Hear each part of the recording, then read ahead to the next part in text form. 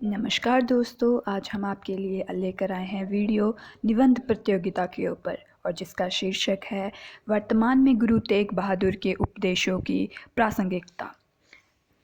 सबसे पहले हमने इसमें कोटेशन दी है, जैसे कि सदियों में कोई आता है ऐसा जो धर्म फतह का फहराता है। सदियों में कोई आता है ऐसा जो धर्म फतह का फहराता है।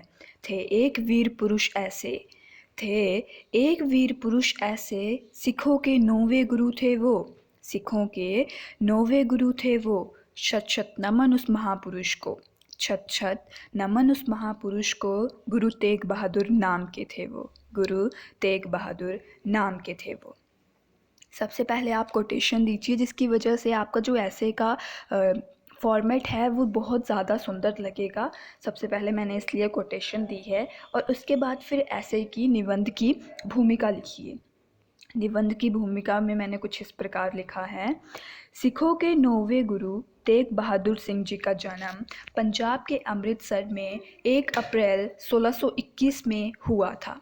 तेग बहादुर सिंह जी का बचपन का नाम त्यागमल था। उनके पिताजी का नाम गुरु हरगोविंद सिंह था। तेग बहादुर जी की माँ का नाम माता नानकी था। तेग बहादुर जी के पिता सिखों के 6वें गुरु थे। तेग बहादुर जी के पिता ने उनको तलवार चलाना सिखाया था।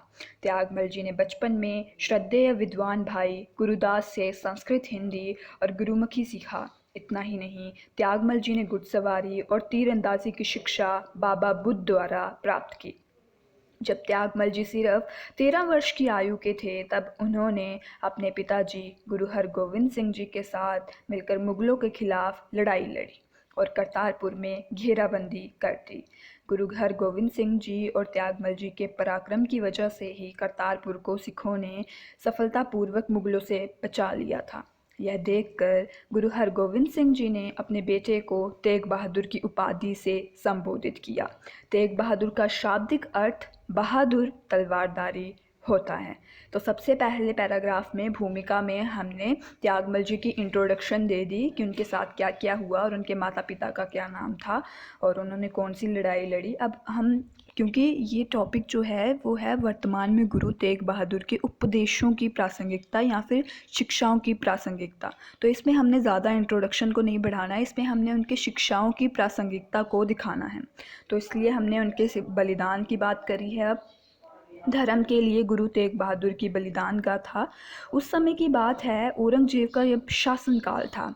उसने यह सख्त आदेश जारी करवाया कि सभी धर्मों एवं जाति के लोगों को केवल इस्लाम धर्म ही कबूल करना होगा, अन्यथा उनको मौत के घाट उतार दिया जाएगा। औरंगजेब की इस प्रताड़ना से प्रभावित होकर कश्मीर के पंडित गुरु तेग बहादुर सिंह जी के पास पहुंच गए और उन्होंने सारा वृत्तांत कह सुनाया। इसके बाद गुरु तेग बहादुर जी ने कश्मीरी पंडितों को एक संदेशा औरंगजेब को पहुंचाने के लिए कहा। उन्होंने बोला कि औरंगजेब को कह दो कि यदि तेग बहादुर जी इस्लाम कबूल कर लेंगे तो हम भी अपनी स्वेच्छा से इस्लाम धर्म को कबूल कर लेंगे, और अगर गुरु जी ने आपके इस्लाम धर्म को कबूल नहीं किया तो हम भी आपके धर्म को कबूल नहीं करेंगे। गुरु तेग बहादुर जी का बलिदान। गुरु तेग बहादुर जी ने औरंगजेब से कहा कि तुम सच्चे मुसलमान नहीं हो। तुम्हारा इस्लाम धर्म तुमको यह अनुमति नहीं देता कि तुम किसी भी अन्य धर्म को जबरन अपने धर्म में परिवर्तित करो। औरंगजेब को गुरु तेग बहादुर जी की यह बातें बहुत बुरी लगी और उसने तेग बहादुर जी को 24 नवंबर 1675 को शीश काटकर मृत्यु दंड देने का आदेश दे दिया। तो इसमें हमने औरंगजेब के बारे में बताया कि कैसे औरंगजेब ने कश्मीरियों पर आक्रमण कर दिया कि इस्लाम धर्म अपनाओ, तो कश्मीरी पंडित त्यागमल जी के पास के तेग बहादुर जी के पास के और तेग बहादुर जी ने अपना बलिदान दे दिया। अब हम उन्हें उनकी शिक्षाओं या फिर उनके उपदेशों की प्रासंगिकता के बारे में बताना है। भारत में समय समय ऐसी विभूतियों ने जन्म लिया है जिनके वचनों और जीवन कर्मों के माध्यम से हमारे समाज को मानवता व श्रेष्ठ मानवीय मूल्यों का ज्ञान हुआ है। ऐसी ही एक महान विभूति जो कि कोहिनूर की भांति चमकते हैं, वह तेग बहादुर जी हैं। वे चाहते तो 13 वर्ष की आयु में लड़ाई नहीं लड़ते, परंतु करतारपुर की रक्षा के लिए उन्होंने अपने आप को खतरे में डालना अनुचित नहीं समझा। इससे हमें यह सीख मिलती है कि दूसरों की रक्षा के लिए अपनी रक्षा को बढ़ावा नहीं देना चाहिए। वे औरंगजेब के लिए किसी और का बलिदान भी दे सकते थे, परंतु उन्होंने धर्म की रक्षा के लिए प्राण देना उचित समझा। उन्होंने मानव कल्याण एवं धर्म रक्षा हेतु अपने आप को बलिदान कर दिया। आज के समय में हमें भी ज़रूरत है कि उनकी बातों का आदर करें। किसी भी धर्म एवं जाति के लोगों का निरादर नहीं करना चाहिए। सभी धर्मों को सम्मान एवं महत्वता देनी चाहिए। और फिर एंडिंग में हमने फिर से लास्ट कोटेशन के साथ किया, आज गुरु तेग बहादुर की शिक्षा महसूस की जाती है।